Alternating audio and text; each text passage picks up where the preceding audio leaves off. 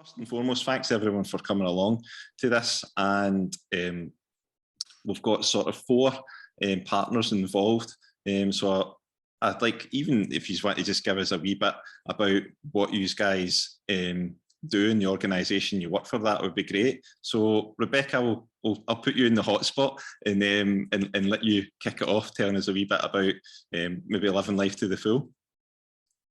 I'm Rebecca Loudon. I work with community learning and development in Airdrie, and I'm a youth worker in the area, and I've been running a Living Life to the Full programme. It's a kind of mental health, understanding how you feel programme developed for young people. Brilliant. We'll tell you a bit more about it as well. I'll pass on to her. Thanks. Okay. Cheers. Okay, Amy. That was a really, really unfortunate time for my Wi-Fi to come down, because I've just come back in and all I heard was, I'll let Amy fill you in on that. No, don't worry about it. So we're just doing very brief introductions. So I was saying, I kind of put Rebecca in the spot, and I was saying, Rebecca, do you want to kick it off? Tell us a wee bit about, your organisation and the work you do in that. So I think Rebecca was just leading into you, because we actually still saw your name on the screen there. So Rebecca probably thought you were still. Yeah, we didn't know your Wi-Fi dropped out. And I wasn't sure. I was going to quickly try and jump on my phone.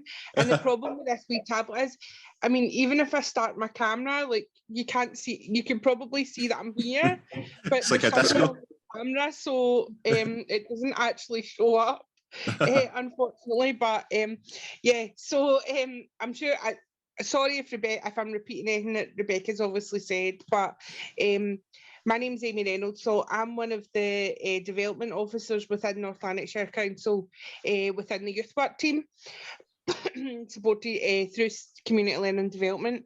And I have a kind of split remit. So I have a remit for youth voice and ensuring that we hear young people and that we actively listen to them. So obviously I'm really passionate about hearing young people's voices and making sure that the powers that be and the decision makers take on board what young people are saying and thinking. And then I'm lucky enough, the other part of my remit is to support mental health and wellbeing within North Lanarkshire and through the community learning and development team. So some of the stuff that we've done as part of that is trained a number of our youth work staff on the Living Life to the Full programme. And Rebecca is one of those staff who were trained on Living Life to the Full and delivers within the Airdrie locality. There is a staff member in every locality trained. And we just want to continue to support young people in their mental health journey, be that positive, negative, and having a seat. We're glad to be here, because having a seat at the table is always important. And to hear what young people, we can go out there and we can plan things and we can do things, but if it's not what the young people want, then what's the point in doing it? So some of the topics that the young people have come up with as well are evident of what we're seeing right across the board as well. So it's brilliant to be having these conversations, and great. The more we can have them, the better. That's it. No, that's it. Totally. You've got it right on the head there. So no, brilliant. Thanks very much for that. David, if you don't mind, we'll come to you. You can tell us a wee bit about yourself and the work you do as well. Yeah, I'm quite interested to see how these questions dictate the conversation. SAMH in North Lanarkshire have got a few services. So our office offers experience counselling well-informed. So I'm the info officer at the well-informed side. And my role is to identify support and resources that we can signpost people to inquire and look for support in their mental health and their well-being. And we also provide peer support, which is kind of a non-clinical service, people drawn from their own experience of mental health management and using that to work with others. But although that would be 16 plus, so I think that does work within the kind of dynamic that you deliver to. Definitely, yeah. Aye. And just giving somebody an opportunity to talk to somebody that's had similar experiences across the 12 weeks. Great stuff. No, thanks for that. Fantastic. And Anne, last but certainly not least, do you want to tell us a wee bit about yourself and Chris's house? Chris's house is an adult service, although that young adolescents, well, older adolescents access Chris's house. That's as in their parents can call us, they call us themselves, whatever, but we're about suicide prevention, suicide intervention, and counselling people who have lost people to suicide. Although we do have peer support members in the volunteers base, most of our people are qualified, accredited psychotherapists and counsellors. We're a multidisciplinary team, but a non-medical team.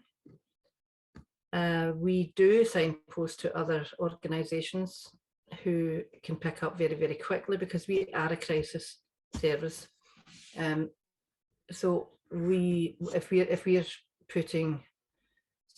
referring someone else, it's basically we're expecting it to be picked up fairly quickly, because crisis doesn't happen in 4 days. It happens like then, right now. So the pandemic interfered with, we turned into kind of clinic by appointment system because of pandemic rules. But just in the past week, we're now going back to the way we work. If someone phones us in crisis, they automatically get asked to come in. Luckily, the pandemic has taught us some things that we can work over a broader area. We're not just North Lanarkshire, we do also have a place in Midlothian. However, we do work Scotland-wide on Zoom, but it's not ideal. That is not the ideal situation, because we really need to integrate people back into a normal sense of society. So we do a lot of group work. We do a lot of CBT groups. We've got a men's group, we've got a women's group, we've got yoga, we've got meditation, we've got an art group. So we do quite a lot in Chris's house. Brilliant. No, that's great. There's a lot. No, listen, I think you are all busy, do you know what I mean? And it's great to have you here, because like I said, we asked the young people who should we invite to the online discussion, and you guys were the ones that we were like, we want to invite these guys, so it's cracking. Do you know what I mean? So I'm really glad that, and this is the most we've had. Last year, I think we had 2, and the year before that, we only had 2. So it's fantastic. This is the first time we've had 4 partners getting involved. So I suppose as well, I should probably introduce, John, who's my partner in crime at Realtime, the other senior tutor. And obviously, myself and John still try and get into as many workshops as possible at Realtime and work face-to-face as many young people as we can. But with our roles, we sometimes are chained to the spreadsheets as well. But like I said, we try and get away from the laptop and get as much face-to-face time with the young people as possible. So this is great for us to be involved with this night. And I'd like to extend a little warm welcome as well to Ian, who's sitting literally about 20 feet away from me. So currently at the now, there's a workshop happening at Realtime, and so we've partnered up with Shots. Well over 10 years we've been delivering workshops up here. And Ian, you're sort of, what's your title? You've got the development, your youth development? You muted yourself. There we go. Radio development worker for radio station, Listen Lanarkshire, but also do youth work and help with all the youth groups. Yeah, fantastic.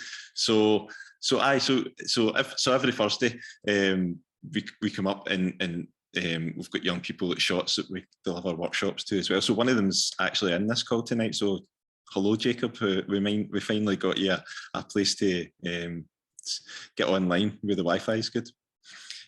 Right, so brilliant. Thank you everyone to coming, and thanks especially to the young people as well. And hopefully, like, you guys will give us a good bit of input tonight as well. But like I said, if you want to do that through the chat, feel free to as well, and just fire the questions with.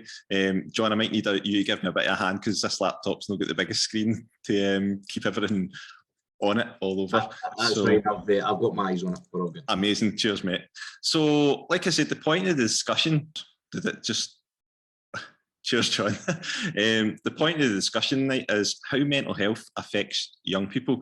But this year's theme for Soundminds is Gather. I think last year it was normality. So this year it is gather. So when we had some discussions with young people about, you know, the topics and that was what we sort of kept in mind. So one of the first things that the young people were sort of talking to about was the impact of the pandemic on young people's ability to gather.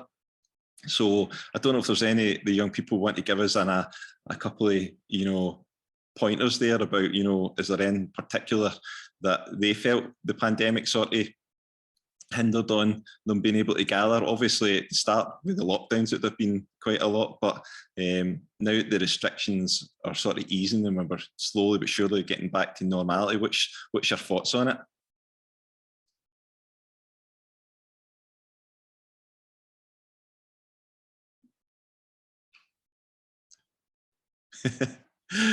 Silence. You need to unmute yourself.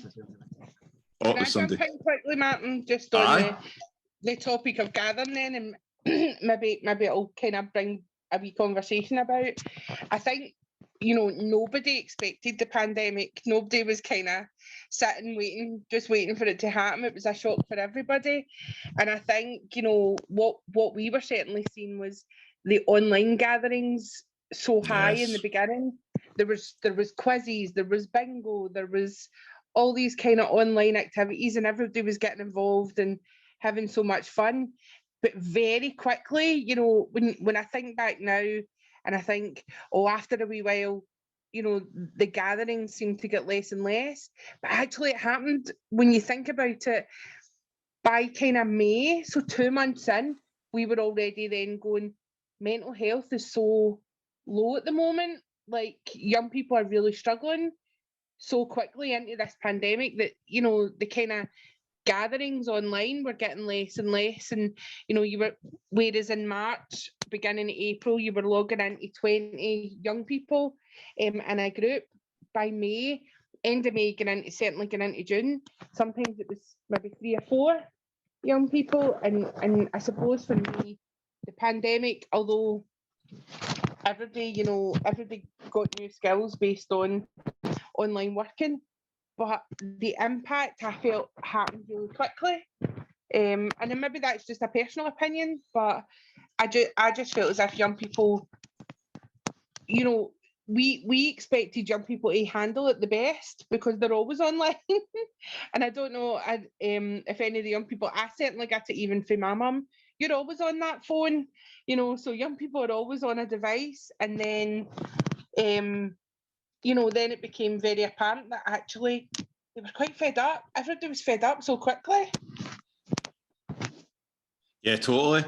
No, I think like we probably noticed it quite similar. John, you can maybe chime in on this as well, but we tried to, you know, a lot of the online content that Real Time was putting together, like you said, at the start was fairly busy in that, but as maybe time went on, and I don't really know, like you were saying, why that is. I think one of the things for me is probably now that we're coming out the pandemic, it's like young people maybe aren't been used to doing face-to-face stuff now for almost 2 years. So there's a few things there that maybe have been playing on their mental health, maybe about, you know, feary crowds and things like that. Again, like, you know, fairly straightforward stuff. And even like myself and John were at a concert, you know, last week, and even myself going to the concert, I was a wee bit apprehensive about going to it because of everything that had happened. And so I was like, well, you know what I mean? If I'm feeling like that, a young person surely was probably going to feel the same as well. So yeah, I think it's affected people differently as well. But like you were saying, the young people, because we do see them on using technology as much in that, and that being the media that was, you know, that we were mostly using, you like you were saying, you were expecting maybe to start off to handle it a bit better, but like I said, it's amazing how, you know, it affected people's mental health in different ways. Absolutely. The timescales as well. Like when the pandemic happened, when our building got shut, we were expecting 3-4 weeks, and then it would all pass by, and we'd be back to usual day in, day out. And then, like saying, once it started getting on a bit, and we thought, right, well, let's do the quizzes, let's do the social nights, so that we can still have that connection, and we can still make sure the young people have got that outlet to talk to each other. That was great, but as it kind of goes on and on and on, and like maybe I think that things do naturally change, and then with the length and the way it hits everybody kind of differently. Some people will kind of, I don't know, get a wee bit more kind of withdrawn for everything, and it's hard to engage with those types of things. Yeah. No, totally. So like I said, if any of the young people have got any comments on that, feel free to stick them in the chat or jump in. Just like, especially me talking at the top of me, do you know what I mean? Just come in and let us know. But I suppose my question is, and feel free just to stick us again in the chat, guys, or jump in again, I put this out to young people. Was there anything in particular that was the biggest impact for you guys, mental health wise, for the pandemic? You know, I'm going to sound like a right sook here, but it was not being able to go to the workshops. Yeah, so missing basically the whole social aspect of going to the workshops and enjoying your music, I suppose. Yeah. Yeah. Was that just the social aspect, or was that almost losing your routine as well? Were there a few different threads to it? Yeah, Philip? that as well, because that was like part of like my school week. It's like one of the few things I've done outside of school. Mm-hmm. And obviously school was hugely impacted as well in Finlay, do you know what I mean? So what was the difference then, do you know what I mean? Like how, you know, your routine and social side was impacted, and then obviously school life as well?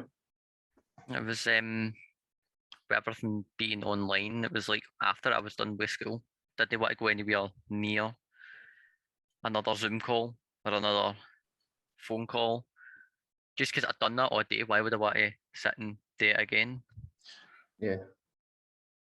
And I suppose obviously with the lockdown and that, you couldn't really go out anywhere. So you were stuck in the house even after that then as well, like you were saying? Yep. So that was quite difficult then, I would assume?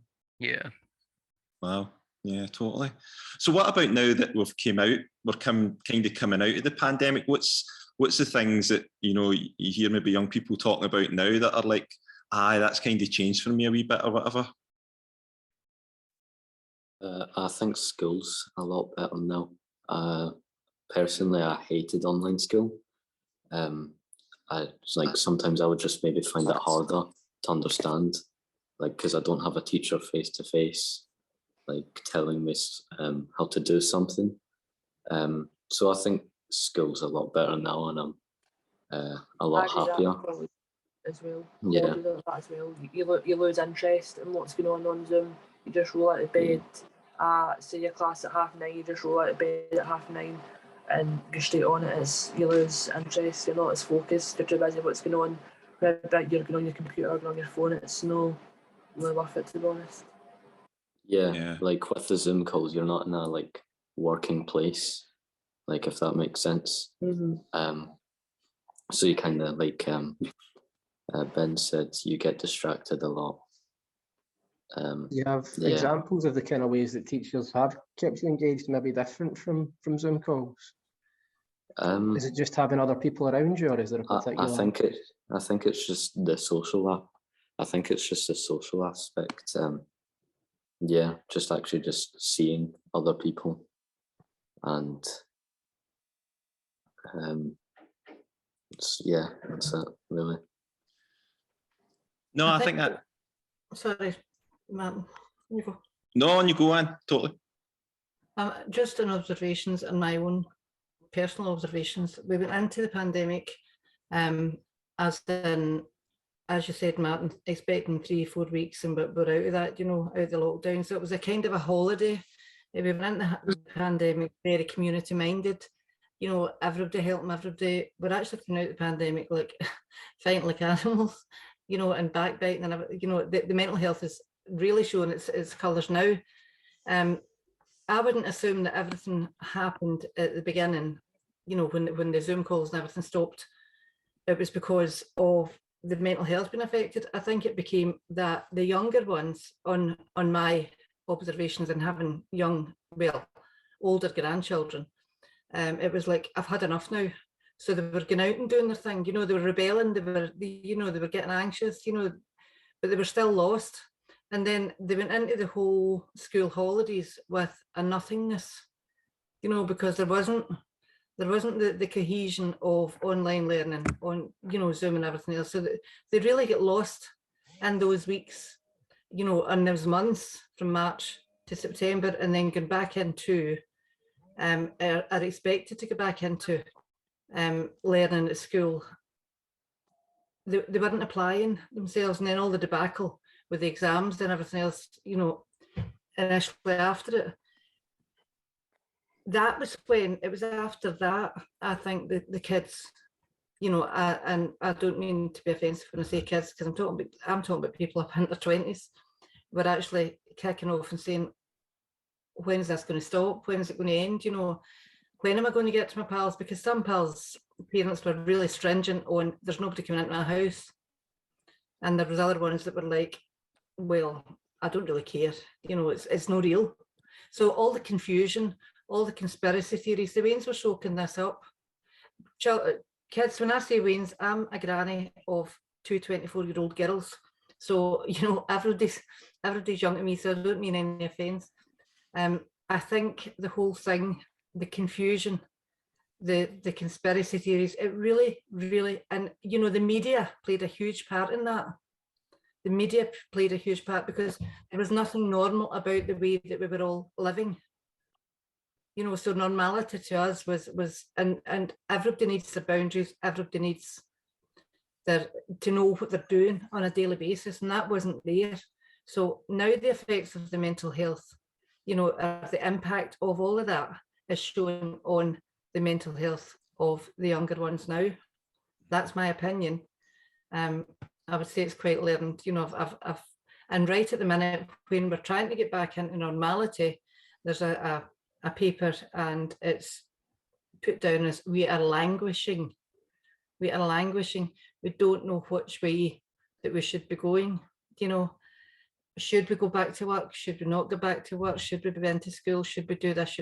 We're still confused because we just don't know where the lead comes from. Yep. My opinion. No, I think, sorry, on you go. Sorry, I was just going to say the two obvious kind of threads that impacting young people in particular is the need to be in groups for your own development to kind of shape your identity. And beyond that, if you have shaped your identity, you want to have that validated by a very specific group to immerse yourself in that culture. And if you're not getting access to that, then that stymies that aspect of forging your identity in a way that's different from maybe how it's impacted in adults. You could argue that young people don't need to adapt as much because they haven't had years outside of that. But the crucial miss is within that development. I think that's grander than any other understanding of it. No, definitely. Aye, no, that's great. I think some great comments there, and it totally ties in with the theme, like we were saying, guys, about gathering. Do you know what I mean?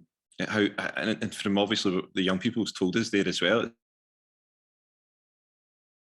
It's amazing just how important that is, just actually getting together. So no, that's great. That's really cool. So obviously we've got quite a few topics to get through tonight. So I'm going to try and get down this list as much as possible. We talked about a lot of things there that the young people gave us, so that's fantastic. So it's kind of following on from what we were saying there, keeping on the theme of gathering that. So we've touched on it very lightly. So the impact of technology and how young people are gathering these days is quite different from how maybe it impacted young people, say, 10, 15 years ago. So obviously more and more people are meeting online or in virtual reality, as Mark Zuckerberg wants us all to do, in the metaverse with avatars. So rather than face-to-face. So obviously we just talked a lot there about how face-to-face really, supports young people in their development of their, their self-image and their self-discovery. So what's the pros and cons then of this with regards to mental health, thinking about young people gathering online in the sort of virtual reality metaverse type thing? And if I may, Jacob, we talked about this last week, so I was wondering if you wouldn't mind saying a few words about, you know, what we talked about last week, how you were saying there is a bit of pros and cons to both sides yet. Yeah. Yeah, what I was saying is just kind of like some people may feel a lot more comfortable kind of speaking online because some people may just be like a bit more awkward or shy face to face, and they can't really talk to people that way. And I think some people find it a lot easier online if like they don't have a camera on, they can't see their face, or even just not using their voice, they can just type in a chat. I think some people may find that a lot easier. But obviously, again, online, some people can be really mean, rather other than kind of face to face. So like, yeah, and some people just prefer to see face to face because, again, kind of using like the school Zoom example, people may get like distracted really easily when kind of speaking to people online rather than face to face.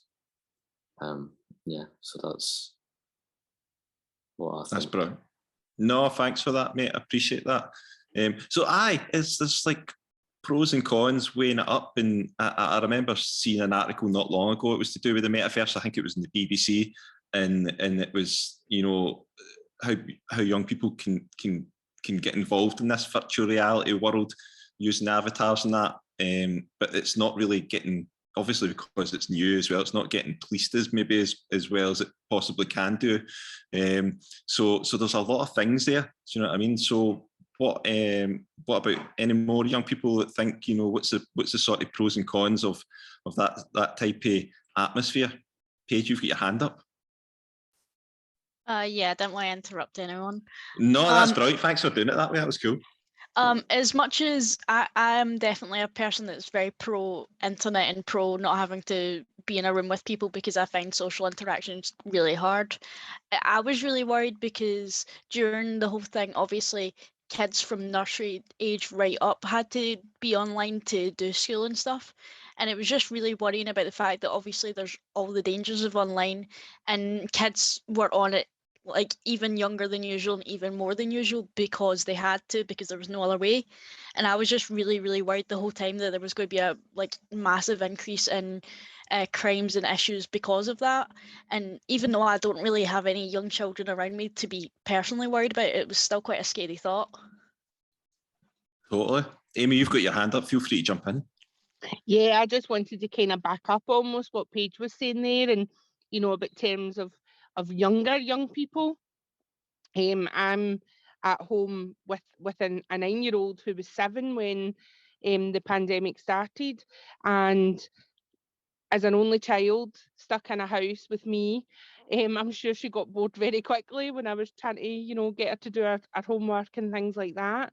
And myself and our best friend's mum had decided, we got them both an old phone and ordered them a SIM card.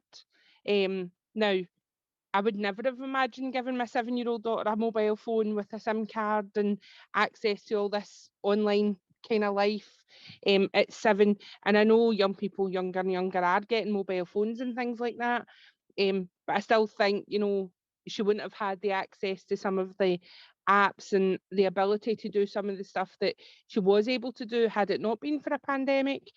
But what's resulted in now is I have a 9-year-old who's very tech savvy, now knows more about certain apps than even I do, is, you know, already addicted to TikTok, you know, doing all these kind of moves and things like that on TikTok that, you know, I was 16 when I got my first phone, and even at that, you were lucky it could do anything other than phone or text. So just totally agree with what Paige was saying there about young people now, you know, and the kind of impact that's had on them in terms of devices. Oh, definitely. Hopefully we've not lost you again. No, sorry, it keeps cutting in and out. Sorry. No, that's that. Listen, I think what you were saying there was great. Do you know what I mean? And like you were saying, I was echoing what Paige was saying, how technology, like even the younger young people, like you were saying, the technology is more accessible to them, and and particularly because of the pandemic, it maybe pushed it on them slightly at an earlier age than maybe would be expected. So no, that's very, very interesting. Does anyone else want to jump in about this? Oh, Lola, go for it. Yep. Right, so first off, VR, really, I don't know anyone that does any VR stuff, maybe one person did. I mean, online stuff, like, you know, talking to people online is nice, but it doesn't really, at least for me, fulfill like the social interaction need. Even when I'm like on voice chat and video with people. And also, as you know, even before the pandemic, I was chronically online, but I still need some level of face-to-face interaction. You know, even the most introverted people, so you need to see someone, you know, once in a while. You know, yeah, that's my things. No, thanks very much for that. And I suppose then, similar to what David was saying, what sort of things in support when you get that sort of face-to-face conversation with someone? What's the things like it that sort of give it more of an impact, if you know what I mean? I don't know. I don't understand what you mean. Just like how you were saying that you always want to see a face if you're talking to someone, rather than maybe it through chat. Do you feel you get maybe like more information of that if you're you know, you can see people's facial expressions in that as well? Yeah, I think sort of especially with my processing issues, it's difficult for me to sort of hear and understand people when I can't see them. And being autistic is like without that body language to read and like or decipher, it's difficult to tell what anyone means. No, that's fantastic. You know, thanks for letting us know that. Ian, you've got your hand up as well, so do you want to quickly jump in if you want to say something? Yeah, I was just thinking of, like, we were talking about like pros and cons of doing stuff online. And one pro is that you can meet and talk to people that are from a far distance, like in other countries. If you're doing online events, sometimes some people find it easier to get to them that way. But I have just got a question. If anybody else has done what I did at the start of the pandemic and actually did an online music event and performed, and how other people found that, because I found it was completely different. You still got extremely nervous before you started to play, but once you stop playing, there's no applause. There's just like people maybe saying in chat, "Oh, well done, that was good." But other than that, it's complete silence, and you're just like, "Oh, it's completely different." So I was wondering how other people found that. Can I say that I had, we had an awards ceremony during the pandemic for my volunteers, and we had a choir and we had a comedian, and it was very, very successful, you know, really successful. But just what you were saying, there was no feedback because we had to mute everybody because everything was going down. There was nothing real about it. We're not avatars. We are not avatars. We need people. We need to read people. Equally, I was in an award ceremony, you know, a nomination for a national award that we were, and I was sitting in this award ceremony with the hair done, the makeup, and the pajamas on. That is not how we live. We're human beings, and we need to do what makes us feel good. And if I can't be bothered getting out in my pajamas for an award ceremony, I wouldn't be going to an award ceremony. But the IT are allowing us to do this, which is causing a lot of isolation and social anxiety for people going out now. You know, just a few weeks ago, we had Chris's House Walk of Hope. And 2 weeks before I was actually going to pull it. I was that anxious about it. And I've never stopped working through the pandemic. But like that, we have to get back to normality. You know, COVID's here. We need to gather. We're human beings. We need to gather. We can't keep, it's here and we can't do anything about it. We have to live with it. Yep. Because, you know, we're talking about wee children here. I've got a 3-year-old grandson who can run round a mobile phone like nothing I've ever seen. That is not right. Even just for the blue screen that they call about, what damage is that doing to the kids when this is all on here? You know, let us gather, you know, come back to gathering. We are gatherers, you know, it's a human species, that's what we are, we're gatherers. So it is going to affect people's mental health because it's so far removed from what our true natures are supposed to be. There isn't such a thing as normal. We'll not talk about normal. We'll talk about trying to be normality, you know, try to live in a normality. Yeah. You know, as we know it, No, I think some good points there as well. Lola, you've got your hand back up again, so go for it. Yeah, I was just going to say on the sort of positives of the whole online thing, I think everything has become a lot more accessible for people with disabilities. You know, a lot of things that weren't accessible before are now, which I think is a great thing, and you know, one that it would be good to preserve going back out of it, but we'll see how long that lasts. Yep, totally. Amy, I think you had just had your hand up before David here. Sorry, we'll come to you first then. Oh, can you hear us, Amy?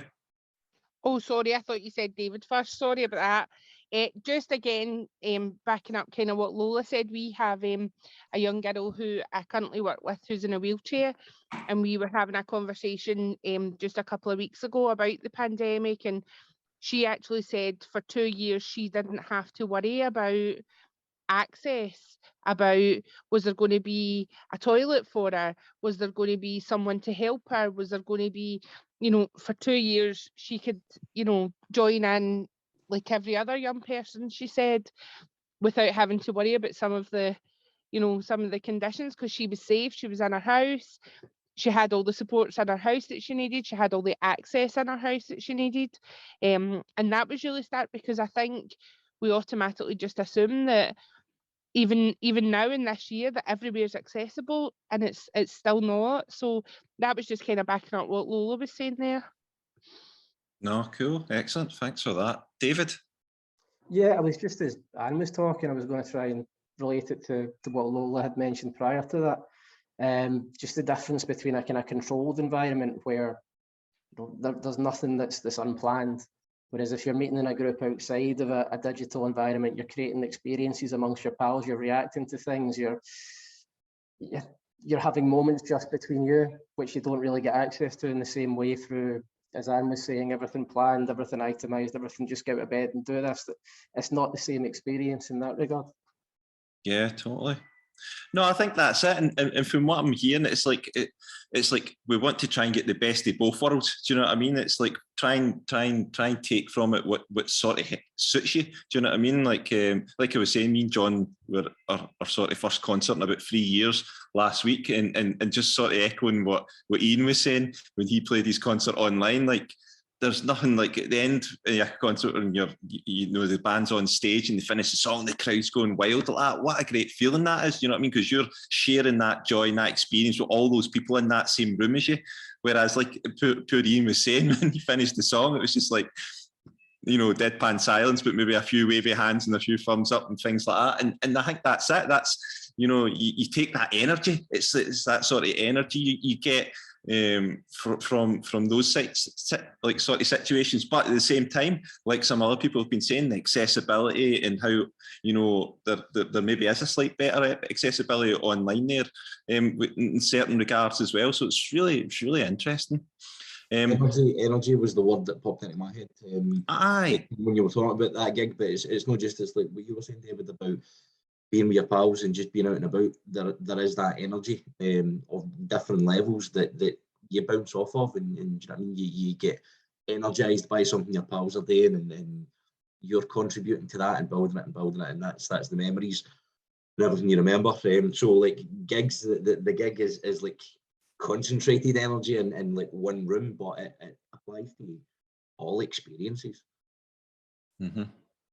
No, great. So that was brilliant.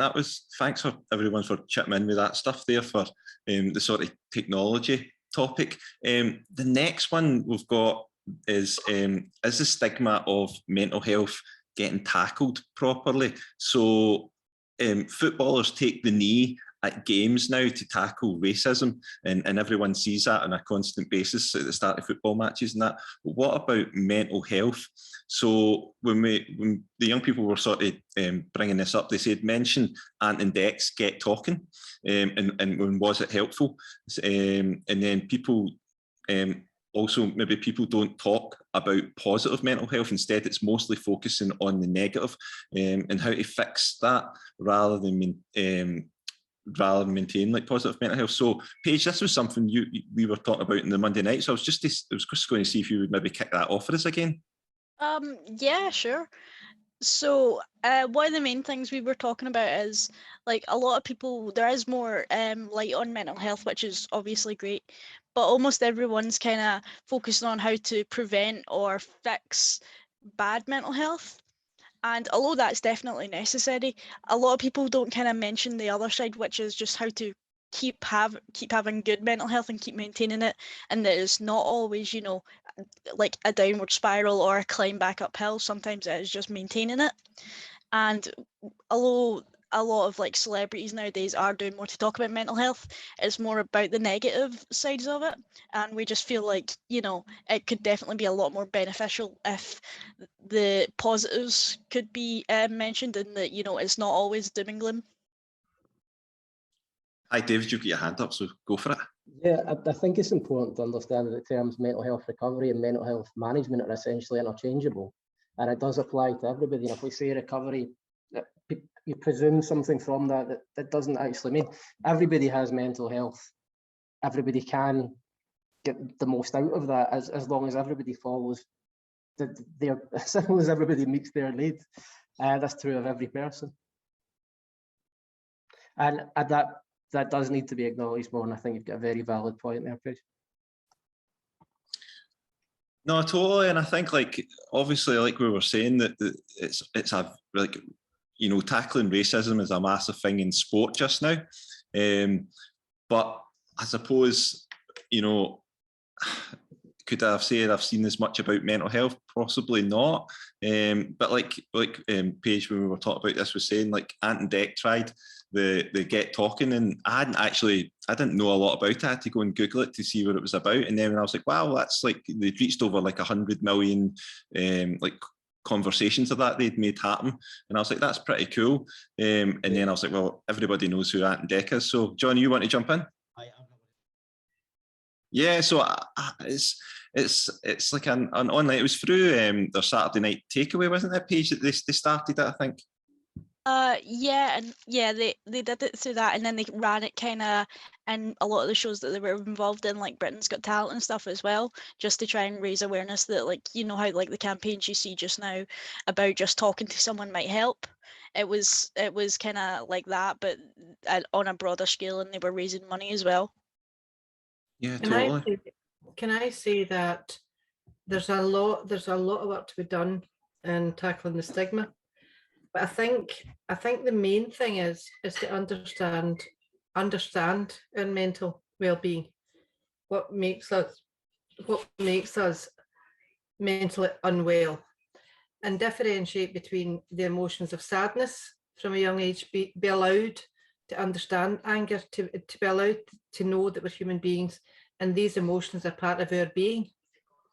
You know, whereas now children aren't really allowed, because we're in an instant gratification. Children aren't allowed to, I'm talking about wee children, I've got wee grandchildren too, they're not allowed to be upset, you know, or they're sad.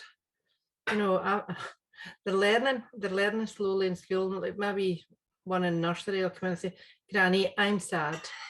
I say, what are you sad about? I can't get a car. You know, okay. So that, but as they go older, if they're not hurt, if people aren't hurt when they're young, then it goes back into the aces, doesn't it? And the trauma of not having their needs met, and that's where we need to start. You know, Chris's house is at the end of the road for this kind of stuff, but it starts a long time before they get to our organisation and the other organisations that are working tirelessly to try and We can't fix anybody, but support people into fixing their own well-being and their own mental health.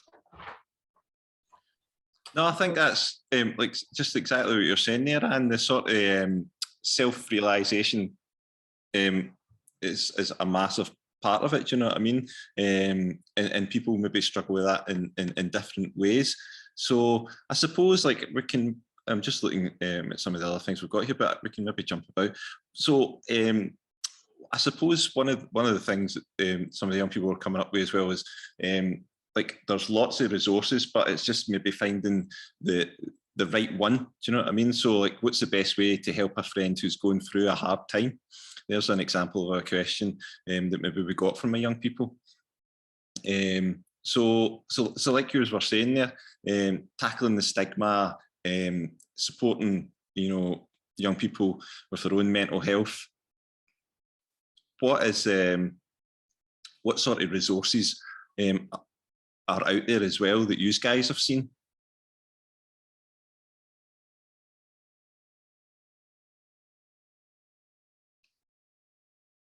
Oh, sorry. Are you still there? I thought you dropped out. No, I'm saying for the young people, you've got landed. You've got all sorts. You've got all sorts of organisations popping up for the young ones. It's getting them to engage in it, and that's about reducing the stigma of it. You know, there's so much work everywhere, but you know, it's understanding what the stigma is, and that's where people need educated to understand why is there a stigma and what is the stigma. You know, because they're joining a group that's there for people's well-being. It doesn't, you know, they shouldn't be ashamed to get in and join that group in case people are thinking, oh, they're struggling, they've got mental health issues. And that's kind of what goes along the line when people are joining into groups, you know, with the younger ones. The other ones are just faking it and getting on with being teenagers until such times as they need the help. I think there's the work of awareness and raising awareness and getting people into understanding that we're people is vital. It's vital that it keeps going and gaining momentum. And you know, it's all very well saying let's talk or talk or whatever. You have to have the people to listen. People have to listen to these.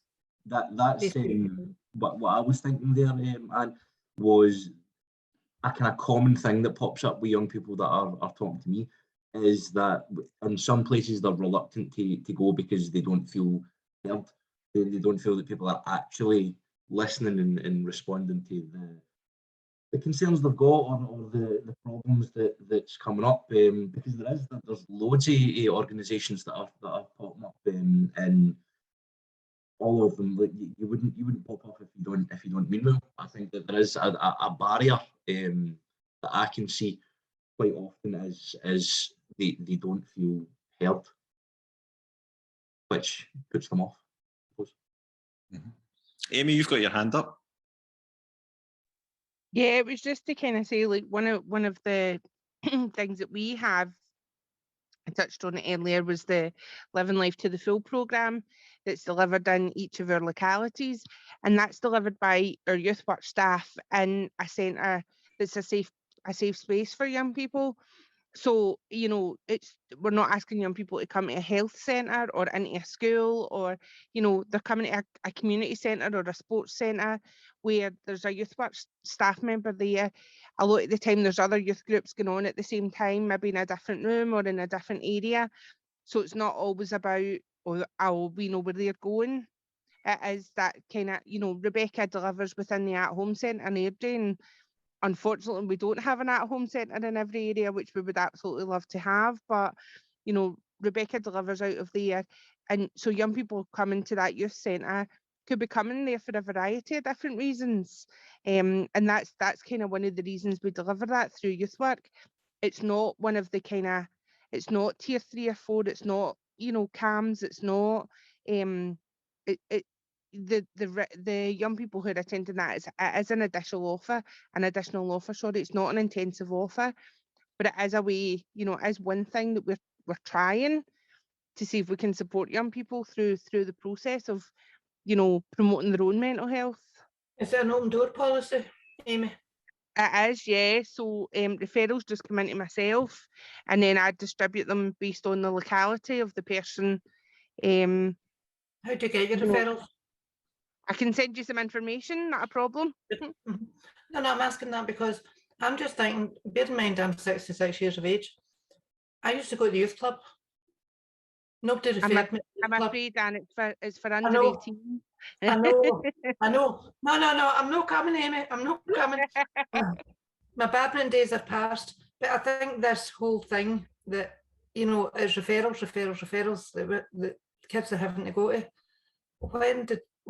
When does this stop, that we have an open door for kids just to jam? Well, when I say referrals come into myself, I thought you meant you maybe knew someone, but young people can also young people can also self-refer into the service. So we do kind of promote outwards within our schools or within our youth groups when we're talking to other young people. So if a young person themselves, you know, speaks to a youth worker and says, I'm struggling a wee bit, is there anything I can get or anything I can join to help support, they can actually self-refer themselves, and the youth worker would just get some details from them and kind of fill in the referral form, just so that we've got a note of kind of who's in that group, and, you know, for statistics and all that jazz. But yeah, young people can self-refer themselves. It doesn't have to come through a formal assessment or anything. But does that mean that somebody has to be struggling? Because, you know, I'll go back to myself again. It's about me, it's not about me. My granddaughter, she's never been in a referral system for anything. She rides her horse, she plays her golf, she runs, she plays rugby. You know, she did all that without. But to go into these groups, does it have to be referrals? That's what I'm trying to say. I wasn't trying to get into your group, Amy. What I was trying to say was, I'm 66. We used to go to the youth club. We used to go play badminton. We used to do all these things. But now I'm hearing about all these groups that are coming up. But it's referrals. You know, they're referred into them. You know, do they have to be in the system? That's what I'm asking. No, they don't. They we use obviously a variety of different engagement methods, and some work differently than others. You know, a lot of our young people maybe already attending a youth club, or we talk to them in school. We're kind of doing a lot of work around the Future Friday stuff in the high schools now. So just generally talking to young people and telling them about some of the services that we've got out there might just pique an interest of one young person, or they might think, oh, my friend would benefit from that, or, you know, it's kind of word of mouth. But we have also delivered the Living Life to the Full programme to many of our youth forums. So many of our youth forums, so like our youth voice groups that are out there.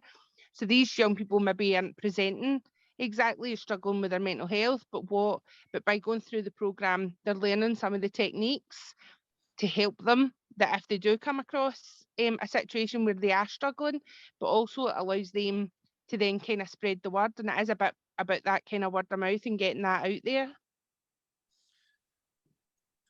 Oh, that's great. Thanks. And that's it. It's all about like kind of what you're saying there, Amy. Word of mouth and like learning more about it. And like you're saying, the peer educating part of it as well. That sounds really good, really interesting. And like I say, it's like it's maybe, you know, these programs have been started up over the last couple of years or so. And they'll just continue to grow till there's, you know, extra and added support there for the young people and learning more about it within the schools through the Future Fridays and that. So I think that's great. David, you've had your hand up for a while, mate, so I do apologise, but go for it. I definitely finished at the start. No, I was just aware of us talking about listening to young people, and then we covered a few kind of big topics. And I wondered if they wanted to comment, just because I'm quite interested in hearing young people as part of this process. Absolutely. So is there anything that Paige or Finlay, you guys are wanting to add to those? Talking about the whole referral thing, I do think it's quite hard. Obviously, it's good that some places have open door policies, but a lot of times you feel like taking CAMS, for example, all that, it's a lot of effort to try and get yourself referred, and then it's not an immediate thing. So it's not even, sometimes there's massive waiting lists. And obviously I'm speaking more about CAMS here, but I know that it is the issue for other like groups and such that are in high demand. And it's just a case of, I feel like there's like, if there's so many referral issues, there's not really much to kind of help a person immediately. Like I really like how Chris's house is kind of in a like immediate thing, and I think that's really useful. And I understand that that can't happen all the time, but I do think referral systems leave a good couple of issues about you know, timing and stuff. And I think what some of the guys were saying as well is that it can be integrated into different areas as well, different, you know, groups and clubs with the right training. So like Amy was saying, the Future Fridays is a big thing in part of the schools now. So I think it's great that there's that sort of connection there, because I think that would cover quite a lot of young people in the local area. What about any of the other young guys in this conversation? What's your thoughts on it?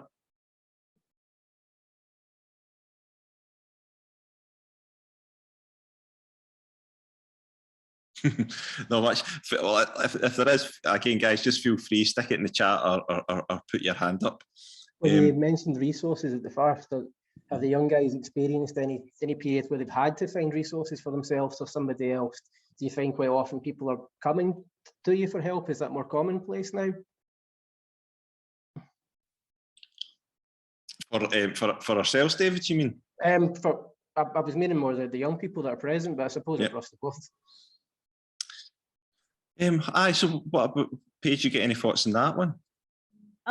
Well, being a slightly older but still young person, and a lot of my friends are a bit more mature now, and we kind of know that there's a good balance between coming to people when you need support, but also understanding that people can't be your therapist 24/7, which is something Real Time taught us, because a lot of us had a kind of issue of mater complex kind of style, where it was, oh, this person's going through a bad time, I need to help them no matter what. Yeah. So I do think everything. Yeah, so I do think it's really important that people are taught that it's great to be there for people, and of course do that when you can, but you do have to prioritize your own health on that as well, because I think a lot of kids now, it's either they feel like they have to be there for everyone 24/7 and their issues aren't important, or they're too scared to burden anyone else with their issues. And I feel like there's just not enough conversation about that, like about the balance.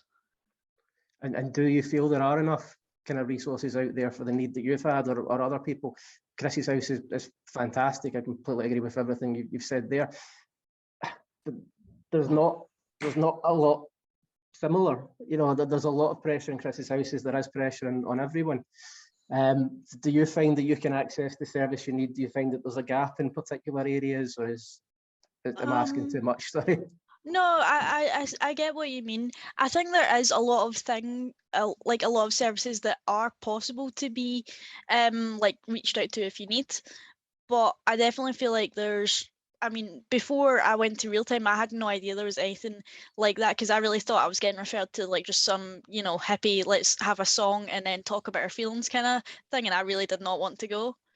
And when I got there, I realized that it really wasn't that at all. Like, they would talk to you if you wanted to, but they weren't going to force you. It was just this place to kind of work out who you were and your social skills, which was really good. So although I think there are a lot of things out there, it's definitely hard to know, firstly, what you need, because I didn't realize that was what I needed at the time. Yeah. And then secondly, what organizations do what. Do you think that also what I'm saying about how mental health presented, that did you presume something different just because of how that was framed, or your understanding of mental health, or just because you didn't have enough information at the time?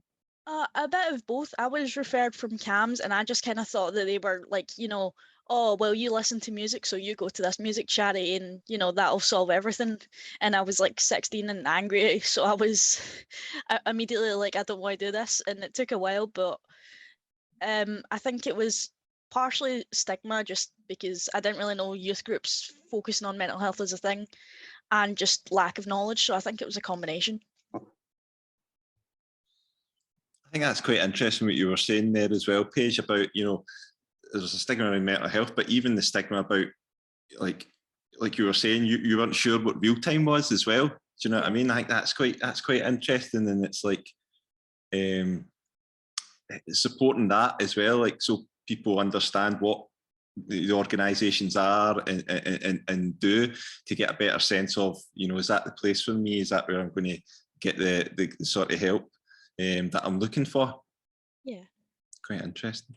Okay, listen, I'm aware time's pushing on, guys, so I quickly wanted to touch on one of the other subjects that the young people came up, and again, I would like them to try and lead this, because it's something I think, you know, that I'm going to be open and say I don't have a great deal of knowledge about.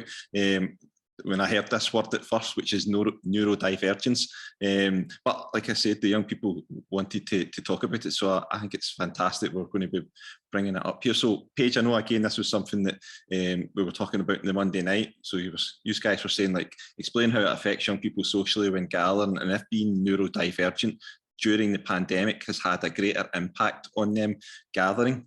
So do you want to kick us off again with that one, Paige? Yeah, no problem.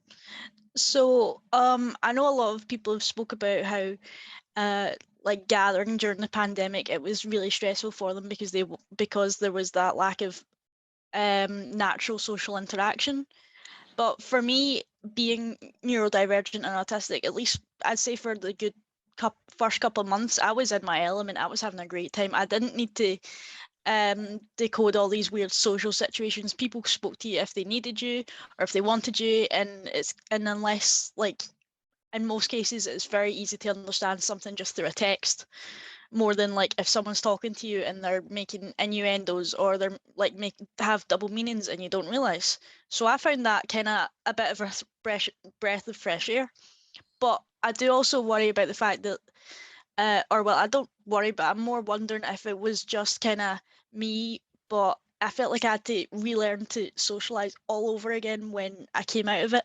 And I was wondering if that was just an issue between, you know, the lack of socialization, or if it was, if it impacted neurodiverse people more because of the kind of respite that we had. What's your own sort of thoughts? And I know you were saying, sort of talking more personally about yourself there, but I was just thinking back to maybe what Lola was saying, how like the seeing people visually helped in that sort of case with the conversations and, you know, trying to figure out the situation and that. So any thoughts on that? Well, I definitely think that it was nice to be able to get to, you know, have some like body language cues in that, because as a person that doesn't always understand stuff, I've kind of taught myself to look for that. So it was a lot easier when I was talking to a person face to face and I realized and I could tell what was sort of going on. But it felt very stressful because for a long time I didn't really need to do all of that. So then having to relearn to do all that again and start dealing with all these like social rules and things was really stressful, and like it was very hard to readjust again. And especially because there was so many kind of in lockdown, out lockdown, in lockdown things, I just felt like I was all over the place for a good amount of the time. Well, that's really interesting. Thanks for giving your thoughts on that. Any of the partners get any thoughts on that then, I suppose, the next, what I'd like to put out there? Part I haven't considered just how many changes, you know, for somebody that's neurodiverse, that have a huge impact. That did impact on everybody. I can speak from personal experience, but certainly not to the degree that you've mentioned. So I think in asking the question, you presumably kind of knew the answer. But I'm amazed that you managed to overcome each of those challenges to the point that you're comfortable engaging with this discussion and drawing from those experiences. Thank you. And I suppose as well, touching on again the theme about gathering and that. So I know there's sort of different amounts of crowds. You know, there's the one-to-one talking to someone, and then, you know, group of friends, and then getting into even larger situations where it's, do you know what I mean? Like we've talked about as well, like playing maybe a small gig, an intimate gig in front of someone or whatever that, and trying to read audiences. So there's quite a lot of variations there as well, Paige. So I think like you were saying, and I think that was very interesting as well, that you were saying about coming in and out of a lot of the lockdowns, how that was like, it was like, oh, just starting all over again, do you know what I mean? And having to deal with those situations. That's certainly something I'd never actually thought of until you said that there. And I like echoing what David's saying, I can see how that would have been, you know, quite impactful in that as well. Is there any other young people maybe like to give any thoughts on that subject, Lola? Yeah. One thing that I've noticed sort of during COVID is I've like unmasked a lot more. I don't know how many of you know the terms and things, but basically like I was sort of able to take some time away from everyone else and like stop pretending to be neurotypical. But then, you know, that did cause a little bit of difficulty trying to sort of re-enter into those social situations. And I probably was and am a fair bit more like visibly autistic than I was before, just because I don't have that same sort of level of mask now that I did before. Yeah,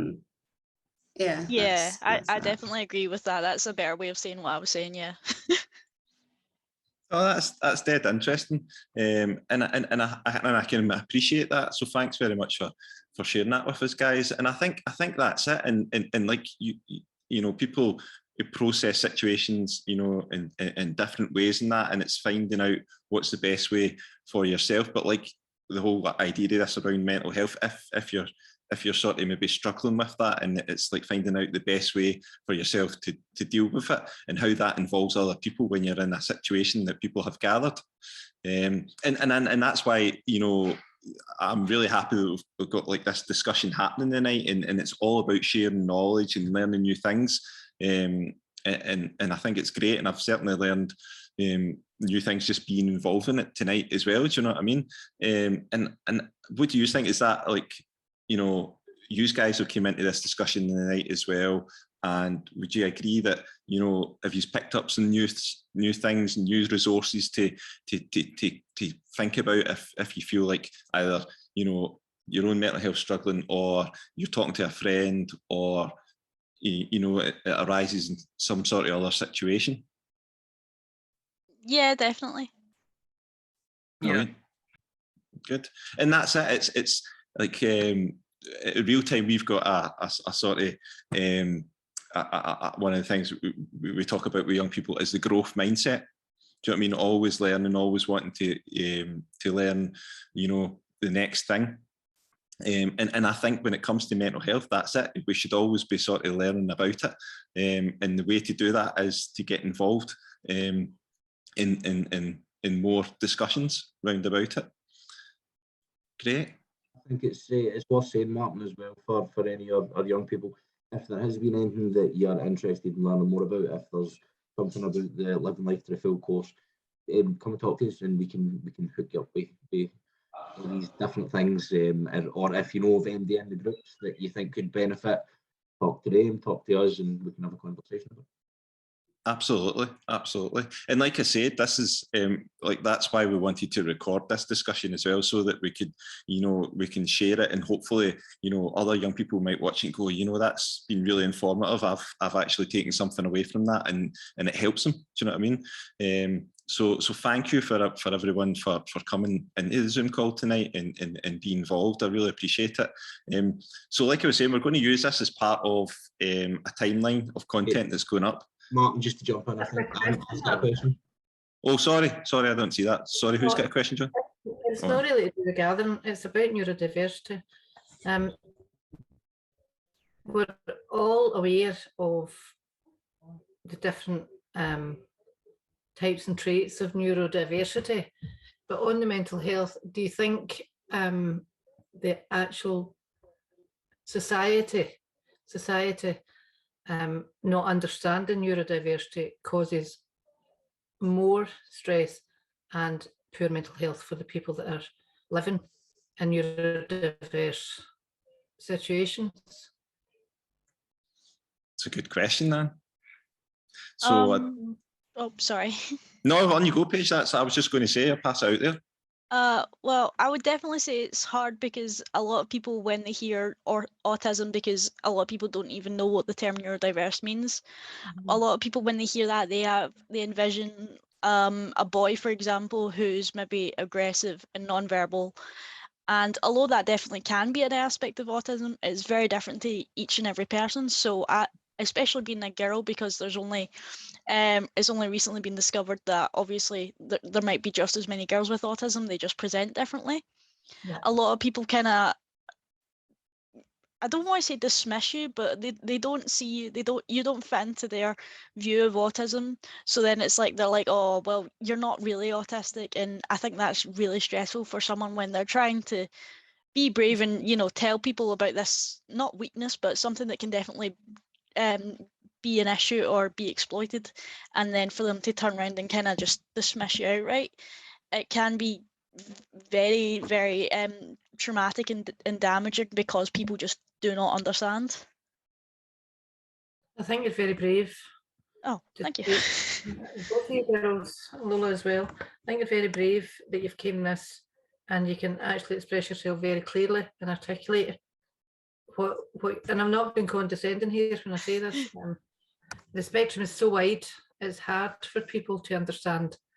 I know a fair amount of neurodiversity because my cousin's actually chairperson of the Davidson Trust, which is a neurodiverse school in Linlithgow. And I just had to ask that question because I do see people come into Chris's house and they're either high or mildly on the spectrum. And, you know, the obsessive behaviour is what's causing the problem. And I was just asking again what you answered. Are people's attitudes causing your mental health to be affected more than your actual traits that you have to live with? That's so you answered that really quite well. Thanks, No problem. Paige. Lola, you've got your hand up. Feel free. Yeah, I don't have my thoughts like all together in this, so I might sound a bit all over the place. But I think a lot of the difficulty with being neurodivergent is in the stigma and in the sort of societal views and things. I think, for example, the whole stereotype that autism is basically just young boys it doesn't help a whole lot of people. Didn't help me. I didn't get diagnosed till way later than I should have, which definitely caused a lot of things. And I mean, you know, when I was younger, like the typical thing of teachers being like active listening, you're not listening if you're not looking at me. Stuff like that. Like maybe if there was a better understanding, that wouldn't be as much of an issue. Yeah. Yeah. Yep. Sorry, were you going to say something there? On you go.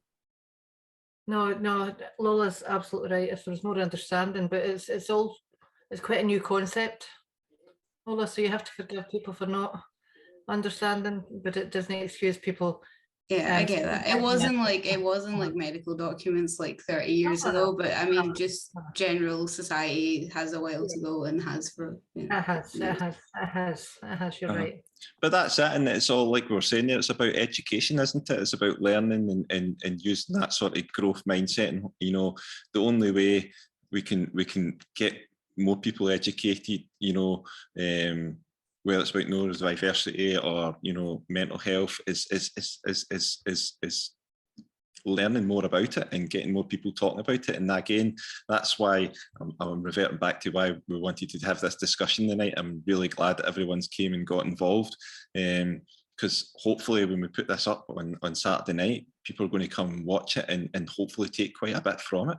And I'm sure they will. So I think we've ran over our time quite considerably, but it's been well worth it. It's been well worth it. So again, thank you for everyone coming along tonight. Just quickly before I finish, So like I was saying, this is going to be used as a timeline of content that's going up on Saturday. So from 6 p.m. onwards on Saturday, with loads of content being released, from live performances to music videos and short documentaries that have been specifically created for our Soundminds event this year by our groups. So so check them out on our Facebook page on Saturday. They'll all be going up there.